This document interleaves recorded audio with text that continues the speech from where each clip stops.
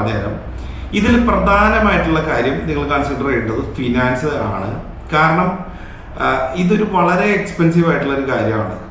ചിലപ്പോൾ 1-2 വർഷം വരെ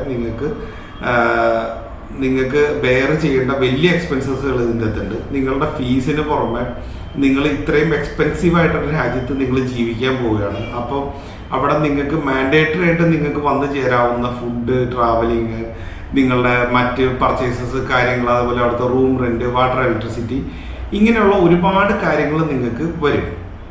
നിങ്ങൾക്ക് അവിടെ പാർട്ട് ടൈമിന് പോസിബിലിറ്റി ഉണ്ടെങ്കിലും ഈ പാർട്ട് ടൈം കൊണ്ട് നിങ്ങളുടെ അവിടുത്തെ എക്സ്പെൻസസ് മാത്രമാണ് നിങ്ങൾ മീറ്റ് ചെയ്യാൻ ഉദ്ദേശിക്കുന്നത് എന്നുണ്ടെങ്കിൽ നിങ്ങൾക്ക് വിദേശ വിദ്യാഭ്യാസം ഓപ്റ്റ് ചെയ്യുന്നതിന് പ്രശ്നമില്ല.